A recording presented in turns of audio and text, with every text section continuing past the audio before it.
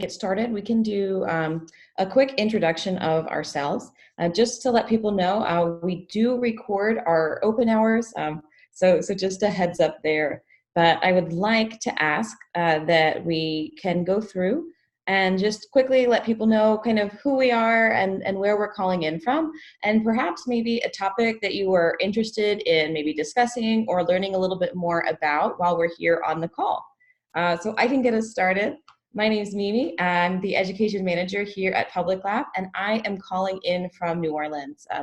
And one thing that I am really interested in discussing is, what are ways that we can build student investment in, student-led projects and maintain interest. And I am going to popcorn it over to Bronwyn. Hi, I'm Bronwyn. I guess I'm calling in from the Philadelphia area. And yeah, I guess at this particular juncture, I am interested in education in informal spaces through hands-on making. Yeah.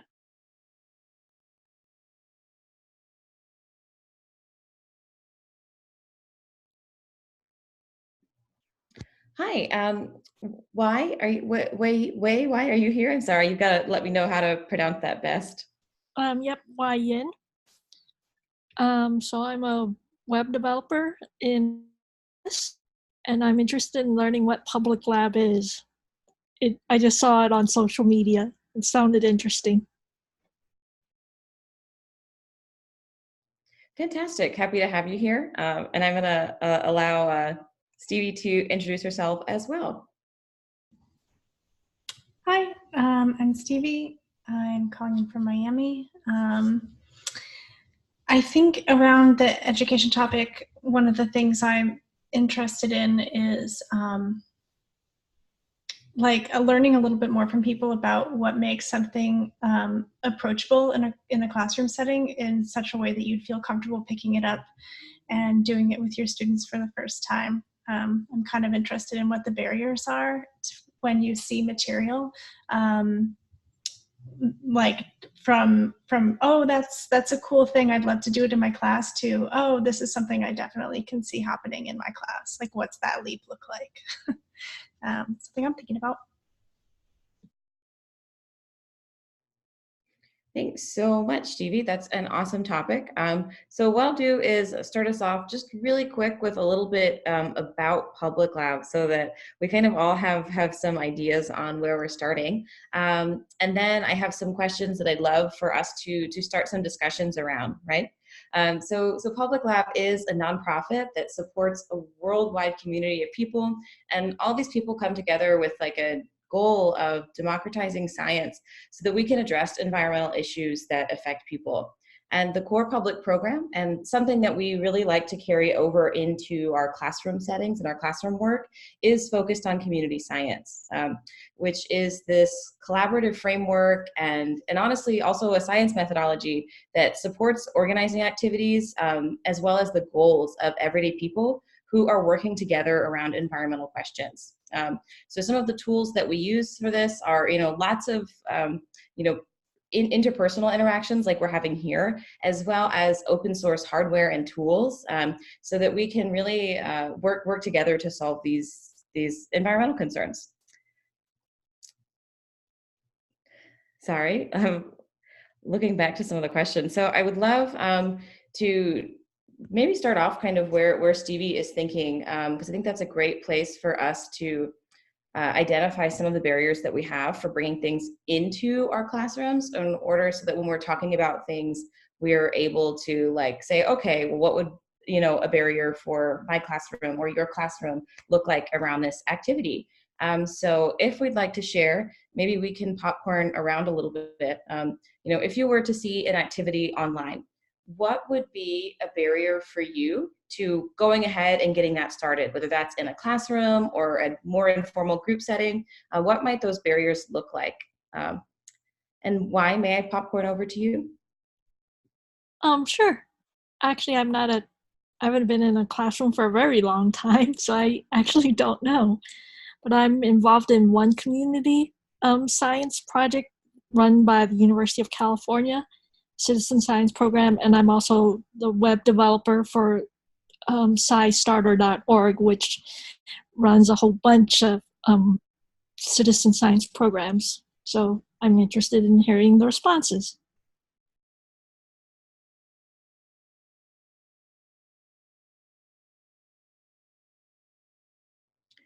Bronwyn, would you like to share, or I can go? Why don't you go? Yeah, so I can say that for me, one of my barriers to getting something started up is how really cleanly laid out is it for me? Like when I go to a page for an activity I want to do, like is there a materials list? Are there really good photos? I'm really visual when I think about is this an activity I can do and would I want to do it? And so being able to see a photo of someone else building something really helps me to envision myself doing something. So for me, if I saw an activity that was just maybe a brief description of it, that might be something that I wasn't ready to take on yet, because I feel like there'd be a lot of work left to do in getting that from a place where I saw this cool activity online to I have a group of people or a group of students and I'm ready to do this myself as a workshop.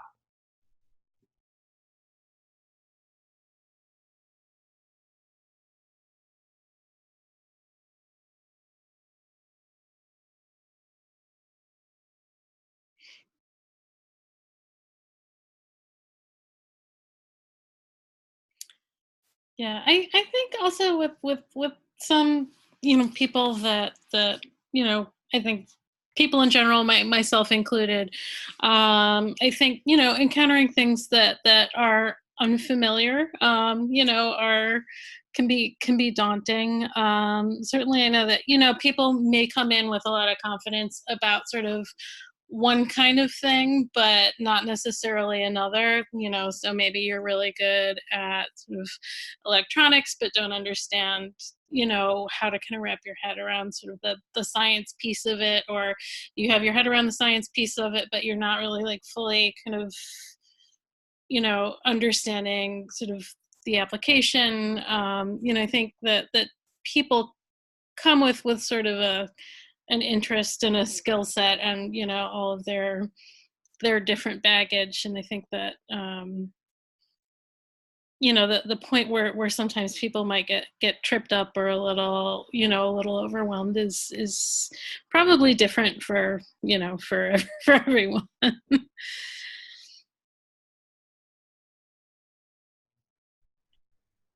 Stevie, would you like to jump in? This is my question.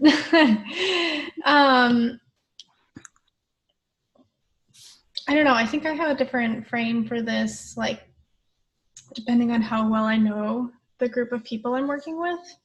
I've definitely I think, yeah, it depends on the audience for me on how confident I am with the level of material I'm walking in to a room with.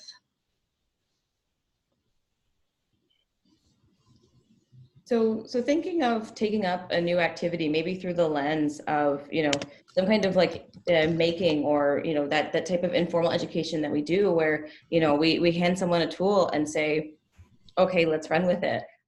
For a lot of people, it might be intimidating to be handed a fritzing diagram, or, even for some people, this wire goes there. What are some ways that you guys have found that it's good to facilitate the introduction of a new tool, especially when there is an element of building or putting together for that tool?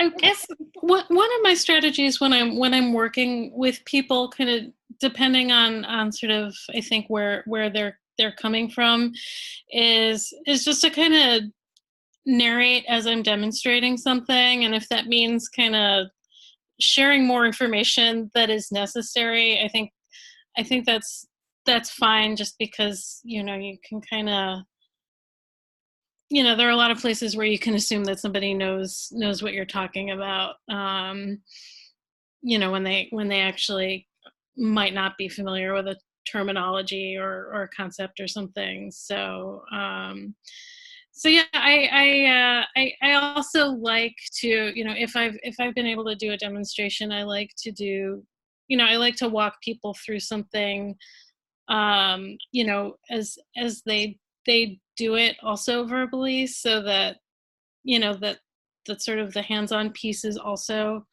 a bit of a conversation, you know, and I think that works a little bit better sort of with smaller groups sometimes. You know, you have to have a slightly different strategy, I think, with larger groups or people, but that's one thing I like to do. Yeah. Hi. So I do want to take a moment and pause. We've had someone new join our call. Jacqueline, hi. How are you today? Hi. Hi. If you don't mind, would you mind taking a moment to introduce yourselves? Maybe letting us know who you are and maybe where you're calling from, or some things that you're interested in learning or sharing today. Not to put you on the spot. Sure. Hi, Bronwyn. I know Hi, Bronwyn. Jackie. I don't know so we know each other. My name is Jackie James, and I'm in Tonawanda, which is a suburb north of Buffalo. And I am interested because we just developed a high school curriculum using our soil sampling toolkit. And we just found out that we're getting funding to launch a project this summer using the curriculum to run a summer camp, for lack of better words, for high school students to sample soil for environmental toxins using our kit, and then sending that to the lab and helping students, you know, understand the data and then what to do with the data after the fact, how to use data for action. So, so that's why I'm on this call. I want to learn more about your education curricula, and maybe we can share some information. Yeah, fantastic. So our education curricula, so we have one long-term program that we are piloting in classrooms right now, and that we will be having our second year of the pilot going on starting this fall. And then we have a lot of more standalone lessons that are both staff and community created online as well. Our current pilot program focuses in on student-led inquiry. So it's been a really interesting one to watch it as it evolves in the classroom, because while we have kind of some general guidelines for like how we anticipate the lessons going, the students' own interests and the way that they design their project has really been something that we've had to adapt to on the fly, and that we think, you know, okay, this is the lesson we plan on talking about on Wednesday. But student interests or project needs drive us somewhere really different. So this program has been really different in the ways that we have implemented it, you know, even from one classroom to another, you know, in the same school. So Jackie, for your curriculum for high school students this summer, do you guys have like predetermined sample sites? Will students kind of help to decide? How are you guys determining where to sample? Right. So we're going to teach students, first of all, how. Oh, can you see me? Okay, there we go. I'm on low power, so I might have to find my power cord and plug in. But so we have the students doing the research too. So we have a couple of sites, and so there's 2 neighborhoods that we're gonna target or work with, I should say.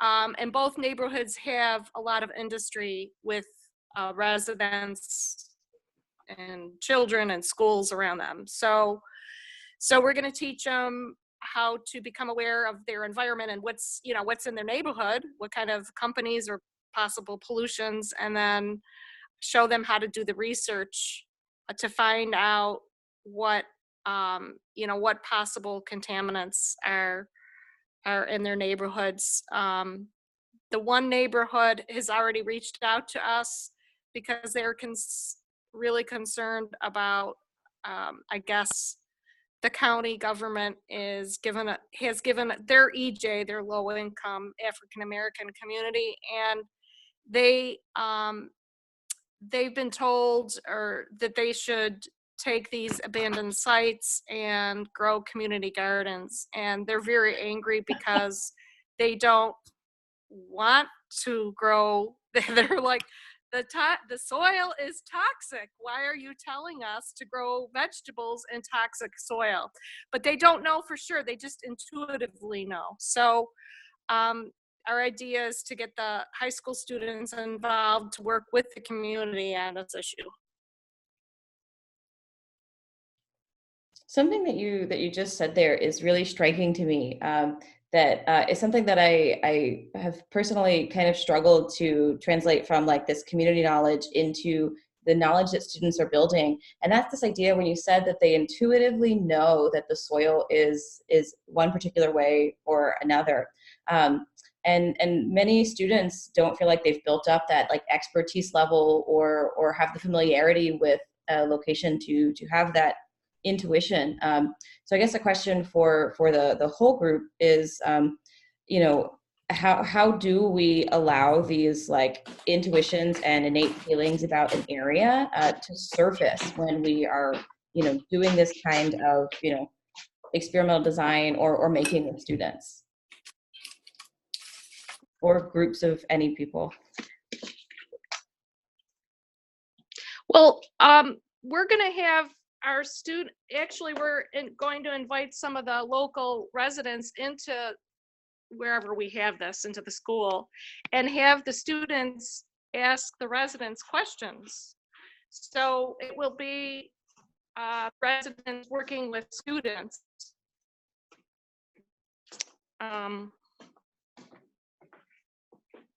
So I don't know if that helps with the question. No, I think that's great. Bringing community members in is a really great way to like take that like learning that we're doing in classroom and translate it to a real world scenario where people can actually envision this knowledge outside of the school building. And something that I would love to pick the group brain on as well. In our curriculum, the students are collecting, their own data and turning that into, knowledge that is really more fine packed and consumable and shareable. But we have found that the data analysis portion, it can be a barrier to student success, in the longer term outcomes of that project, in that some students will end up with so much data that they are unsure kind of where to progress with it, or students for whom maybe their like statistical skills aren't quite where they would need to be for us to move through it quickly. So what are ways that you guys have worked with, large amounts of data that has really like worked well for you? Or perhaps, I think we just lost Jackie. Hopefully she can jump back on. Or ways that you have helped other people to work with data, particularly if there are any like tools that you found useful? Right, yeah. Yeah, thinking on. Well, I hate to monopolize the conversation, but since no one else is saying anything, has anybody tried FieldScope out? It's a platform. Actually, I don't know much about them. I'm going to be talking to them on in a couple weeks, but it's software. It's a platform where the residents or students can input the data, and it's some sort of a GIS mapping software program.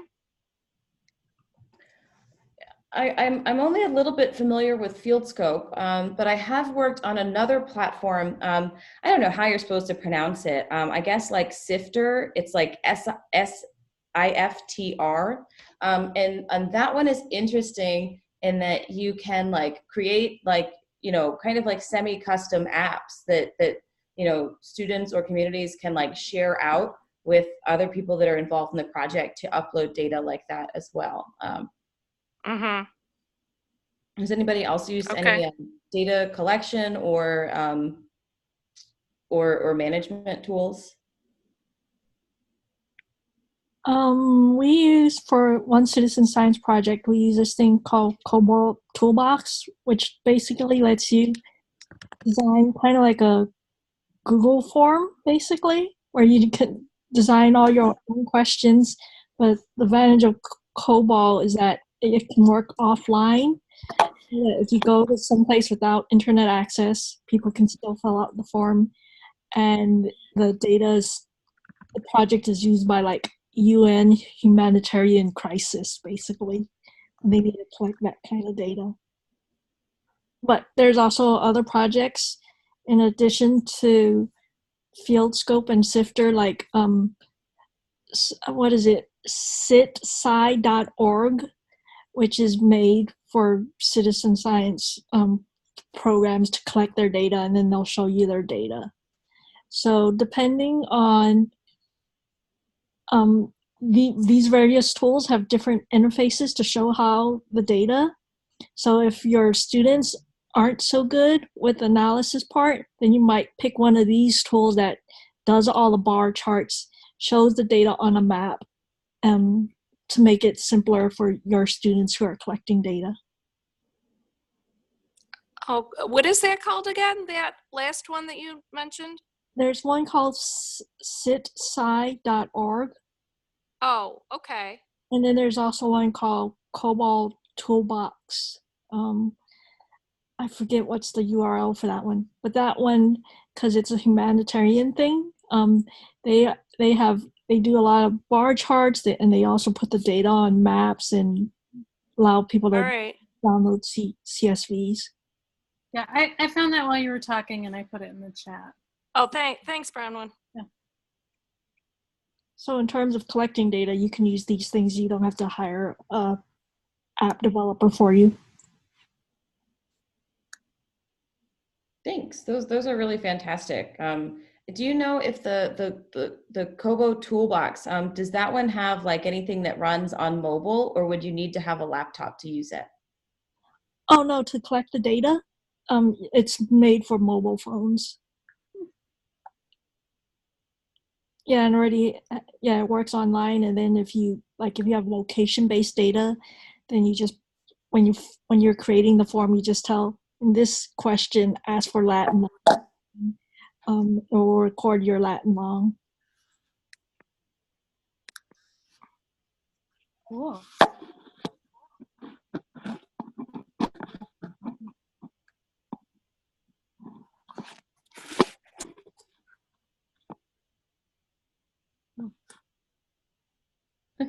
Oh, sorry about that, guys. I was having some trouble coming off of mute. Sweet, fantastic. So thinking on bringing these kinds of things into educational settings.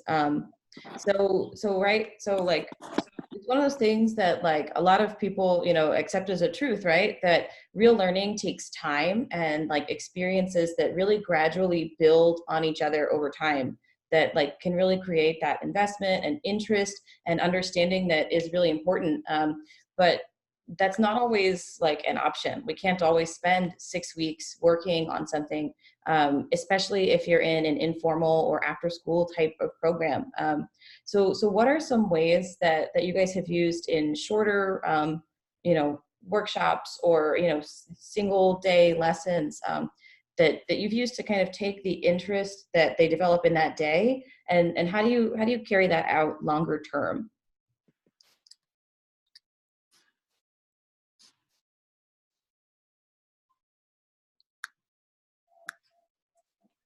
Mimi, are you asking, can you clarify your question? Thanks. Yes, yeah. So we sometimes we aren't able to have like a 6 week lesson plan that goes from, study design to completion. Sometimes what we have is we're going to build this tool today and use it. And a lot of times students will be really excited about that in this moment. And really, how can we, there's probably a better word, but for lack of a better word, like capitalize on that interest and make it go farther, so that I'm still interested in this tool that I built next week, or even a few days later.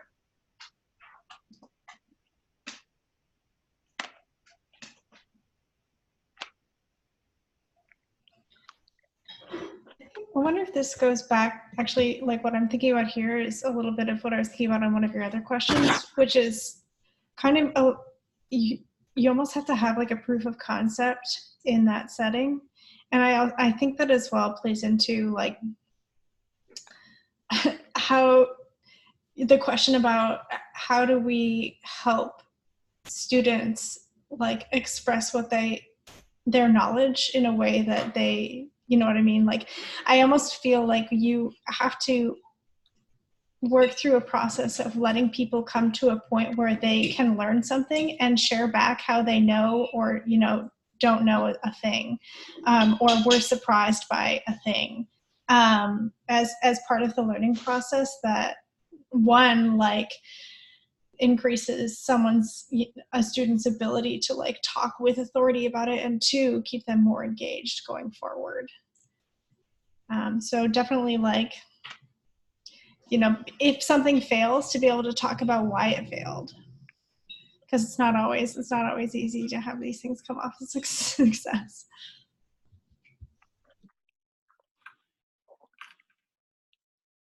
Something If that you actually, I have a question. Is anybody? Can I ask it? Oh yeah, go on ahead. It's sort of on subject, but is anybody familiar with the term design thinking learning? Oh. It's sort of, I don't know if you, I don't know. That's really, I attended a webinar about that, and that's really helped me. I think that it really, it sort of defines community science. I don't know. What are your thoughts on that? If I don't know who's familiar with design thinking learning, but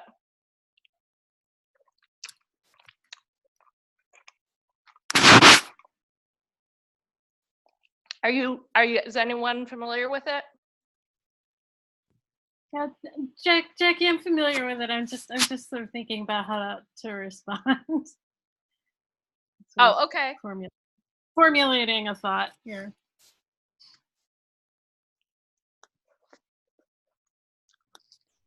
Yeah, one thing that I think is interesting in it is that, like, right, like, so like design thinking gives us this like structured framework for like thinking on something, but also it brings in that what in like a American high school classroom we like think of as like an engineering process, where like you design something and test it, but then you're like iterating back on it, and improving, Right. which is an interesting one, because kind of we think about it in like a lens of community science. Maybe a lot of that iteration and thinking is happening, as a group, and it's not just, okay, I tried to, launch this rocket off the ground and it didn't work. Here are, 10 different ways. But, okay, we tried to launch this, and what did you see and you see and you see that we think could be ways that, or reasons that it didn't get off the ground?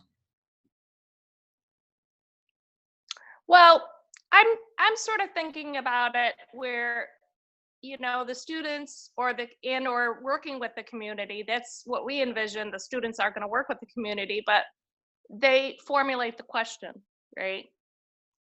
Or the problem.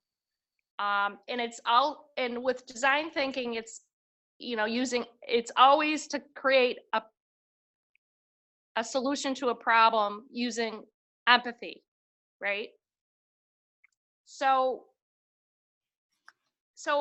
having the students or guiding the students with the residents through the whole process, but actually going back through the process again to say, what mistakes did we do, or how would we do this better through the whole process. But maybe that would be more applicable to, say,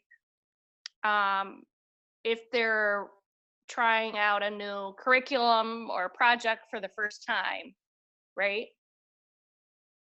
Does that make sense? Yeah, yeah, and I really like the idea of putting, like, you know, empathy and humans kind of back into the work that we're doing.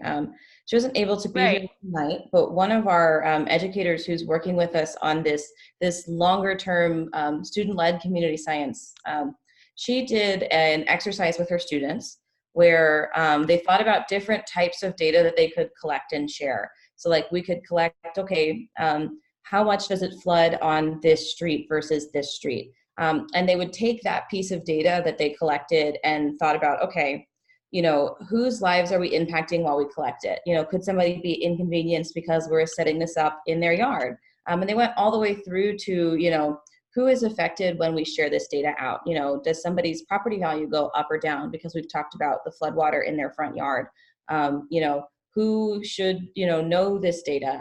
And it was really interesting, an interesting way that she helped her students to think on, like, when we're designing, you know, these projects and these ideas, you know, if we think through who can this help and who could this harm, it kind of changed the way that some of the students thought through their design process and helped them align their project with some longer term social goals.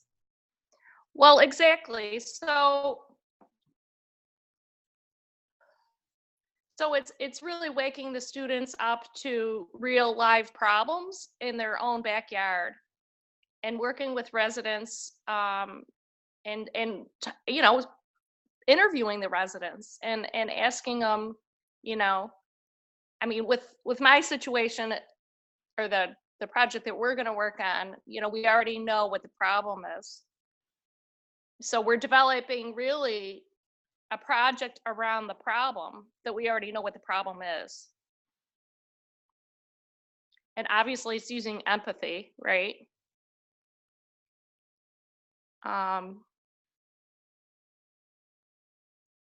So what about the idea of, you know, getting students to be aware of their own environment and their backyard, and, you know, what are the issues, what are the problems, right? And then creating, you know, brainstorming and having students come up with ideas of how to solve the problem.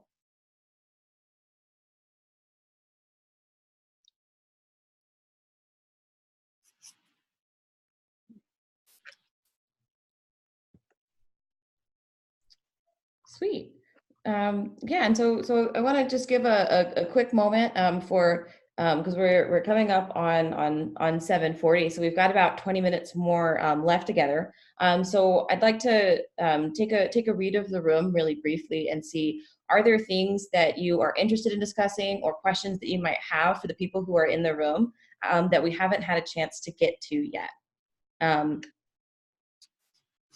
So to give everybody just a moment to think, and we'll write them down so that we can come back to them.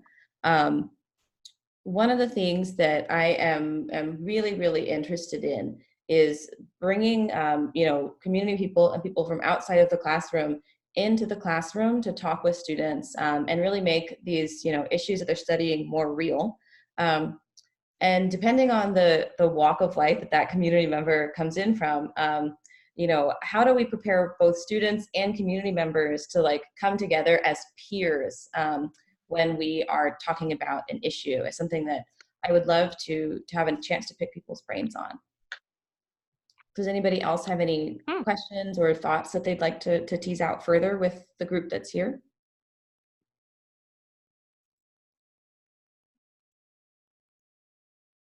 One of the things that I think about a lot, and you know, it's interesting. I'm kind of turning over some of my thoughts about design thinking too as we're talking. But you know, I think that you know, in classrooms we have sort of a set amount of time, you know, measured either in hours or semesters or years, with a group of students and sort of learning objectives. But the real world problems are not necessarily kind of progressing or iterating sort of on that same time schedule, and sort of I guess sort of how you balance sort of engagement and learning kind of with an actual sort of longer investment in a space or a problem.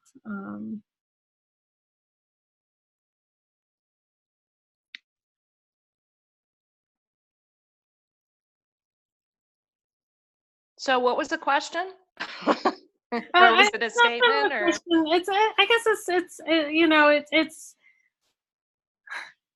maybe even less of a question than a challenge. When I think a lot about sort of design thinking, I think about a process that is sort of really developed to work in sort of a formal learning environment where you sort of take a problem, but more like the idea of a problem, and sort of work through it in a certain way, which is not always sort of the way that your kind of real world problems are going to kind of iterate. So yeah, I guess it's maybe just thinking about sort of mapping the things that we do in a classroom, or sort of when we have the opportunity to be in a relationship with students, to kind of those real world objectives. right. So going to the point of, can that design thinking learning be applied to community science? Yeah, because in community science, feedback cycles are going to be really different. Consequences of getting things sort of wrong are going to look and feel different.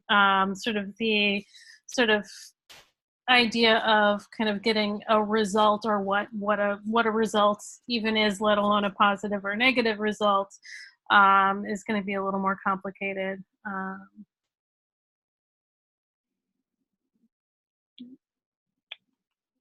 So something maybe that Right. Yeah, it is definitely more complicated.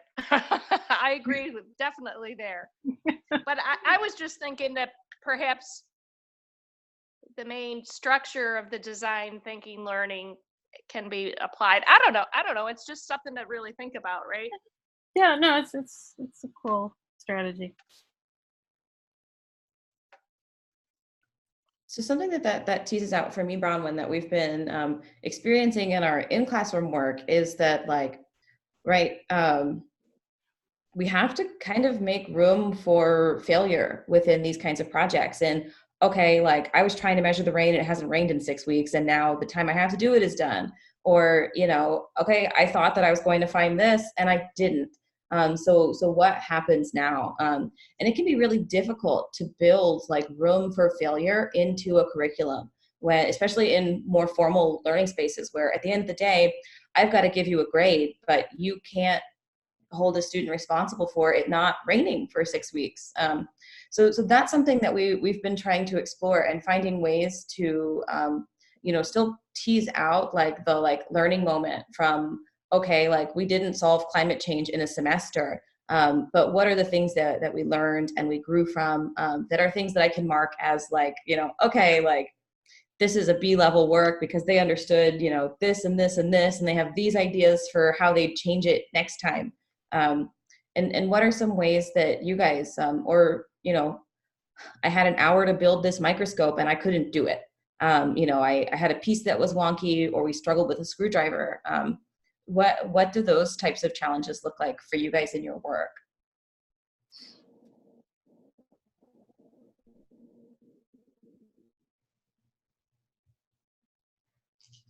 And I think it's always disappointing and frustrating when sort of somebody sort of has an expectation of achieving a certain thing, and then that expectation is not met, sort of for whatever reason. And I think that, for me, kind of stressing that all of this stuff is a process, and that, there are things that are just going to go wrong that are kind of maybe out of anybody's hands, like, you know, your screwdriver was missing a piece, or, you know, like there was something that needed to be soldered that we couldn't solder, you know, in the scope of this workshop or something like that. But I think that, you know, in a scenario where, you know, maybe everybody's building something and somebody has not sort of gotten to the end, whereas other people are, you know, at the very least you can sort of, I don't know, you know, encourage that person that they are on the track to have finished finished that thing, and, you know, and that sort of not achieving sort of a desired result in a certain amount of time is not necessarily a personal failure, or sort of a thing to kind of, you know,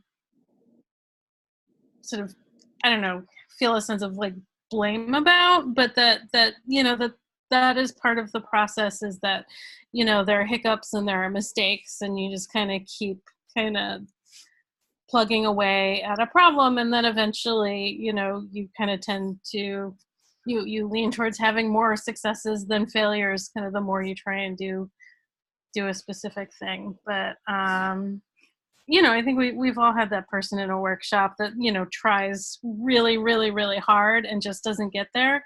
You know, and it's you know, it's not that they're not paying attention. Maybe it's because they have sort of,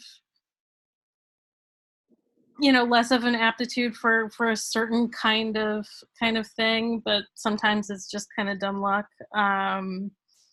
But I think that, you know, the nice thing about sort of working with open source tools and with community science is that, you know, those tools are still available for them to explore kind of beyond that class if they, you know, are interested in. And I think then the sort of the important sort of moment then is to kind of leave them feeling positive and excited about it, rather than that they've kind of missed a mark or aren't good at something.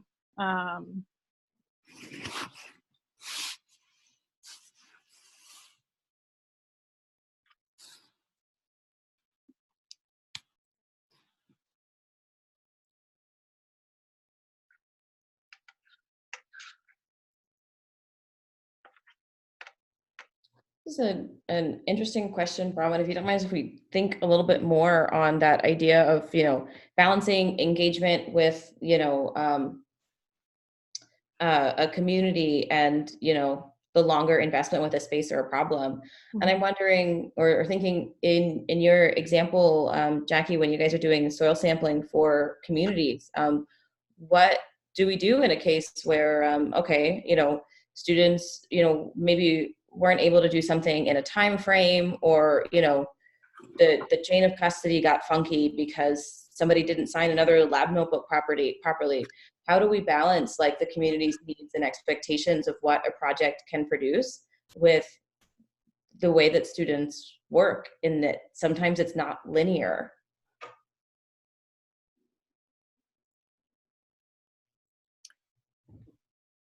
I think for me, and I've sort of been involved with kind of different service learning things before, and I think some of it is less of a student responsibility and more of like an institution's responsibility and commitment to a community, because students are going to come in and they're going to cycle out, and some of them are going to stay and some of them are going to move away, and that's fine. But I think then, you know, the person kind of leading that project is the person who, you know, has the responsibility, I think, for the longer term, bigger picture. And then I think that there are opportunities to sort of work with a community to sort of talk about what it's realistic to achieve, kind of with, you know, a bunch of people who are learning as they go along, and sort of how to best utilize that time and that energy in a way that does not leave that community feeling like they're the experiment, you know, the subject of an experiment over and over again. Because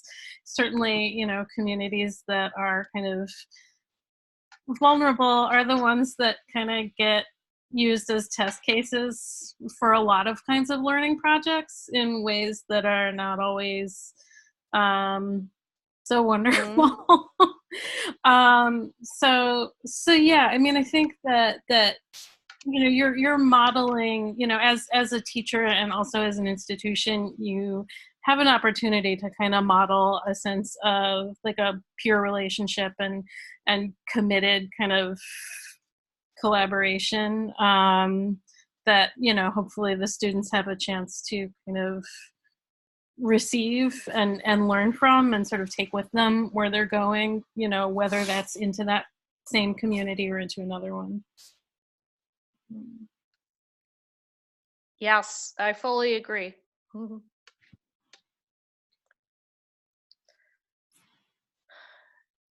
It's hard.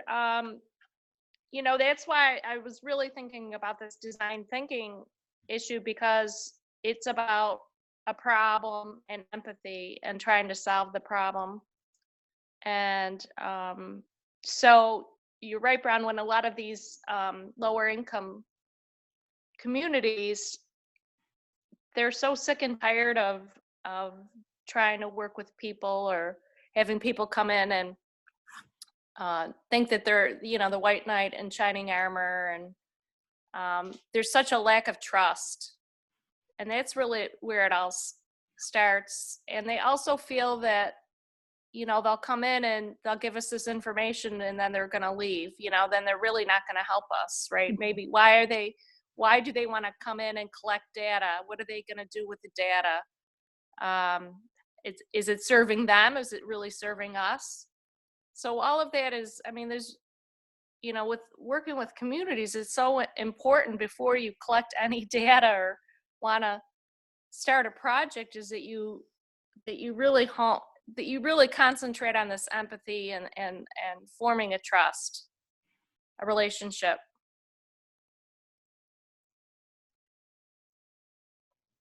And may I ask, how do you think you will, or how do you plan to, you know, share with students the importance of like relationship building in the context of this type of work? Because a lot of the relationship work will happen, you know, when the students aren't there. But like, how do you foreground it and allow them to see that that's like a really important aspect of the type of work that is going on there? Well, that's why my thoughts are, as far as, you know, bringing the community in and having the students interview them and ask them questions, is, you know, we all connect as human beings through feelings, and, you know, try to tease out questions, or help guide the students in asking questions that really ask the residents, you know, what does it feel like to be told that you need to grow vegetables in your garden, and you believe that the soil's a toxic. And so all of that is, it's really connection, and that's where it needs to start.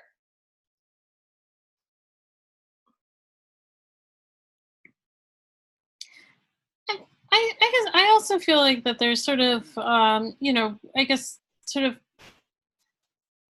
ethical considerations, obviously. I mean, I think it's, you know, a thing that we're talking about. And I think that sort of you address those with transparency and informed consent. And I think that it's not just that you're showing, you know, students the right kinds of questions to ask of a community, but you have to demonstrate to that community that those students are sort of deserving of that community's trust and time, and energy, and you know, thinking about ways that you know, you can sort of show up and for that kind of accountability, whatever that community feels like they need.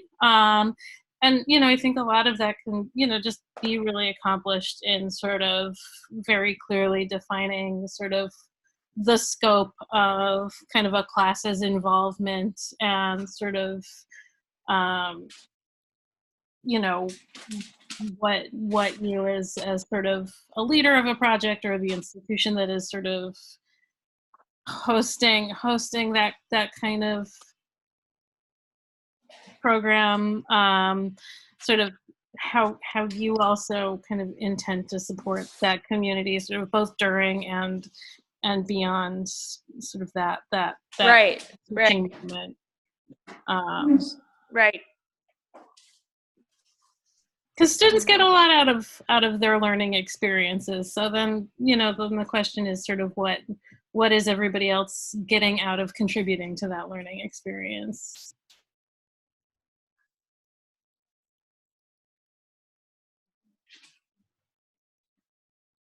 Right.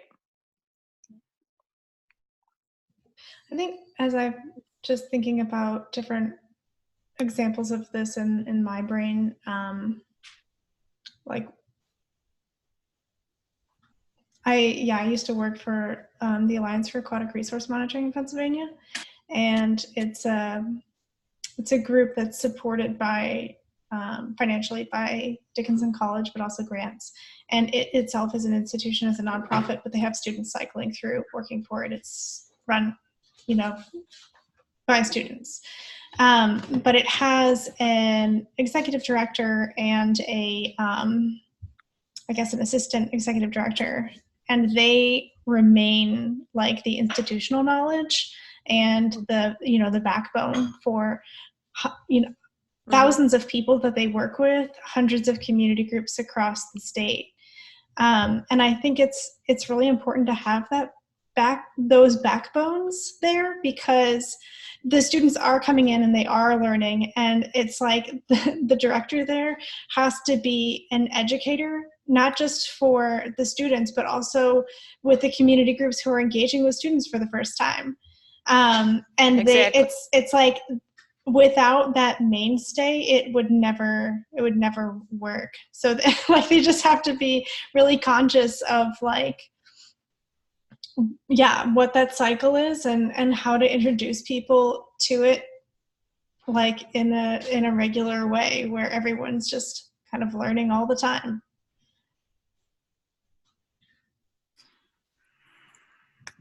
Right. So not to complicate it even more, but I'm going to a little bit. So our idea is not only to connect the students with the residents, but also with the elected officials. So after the students work with the residents, they collect the data, they get the data, then what happens next, right? And really, to get change, they need to learn about civic science too, which is how to take this data and really get what they want. So in my project, our project is that, they'll collect this data from, say, gardens and test the gardens. And what if there's toxic soil, right? Mm-hmm. So then the next step would be the residents with the students, they will learn skills on how to present data to the local elected officials. And what, and maybe the agencies. So yeah. But you're right. But I agree. But that, there has to be some sort of backbone that is the hub for the connection of all this, between the students and the residents and the elected officials. Well, and I think one of the things that sort of people working sort of through a school or an institution generally do have to offer are the kind of resources that go along with an institution, whether that is sort of being able to seek and obtain the funding for the lab testing of the samples, something that would be challenging for a community group right to do regularly, or to whatever that is. A lot of times those are the programs that make it so that that those samples are actually getting to a lab, or that that a project gets a little bit more attention. Realistically, it can be beneficial to have sort of some heft And a partnership with sort of something that has a little bit of Right. So exactly. So I was told with the high school teacher I'm working with, she said to me is that, if teachers look at this curriculum and see that, she goes, we take on curriculum that's free or cheap. So, if there was a price tag associated with your curriculum that said, like, I don't know, even $1,000, they would just not even take a second look at it. So what we decided to do is that, our organization is going to have to provide the funding for these teachers, for these school districts. Well, Jackie, in this scenario, you're the powerful institution.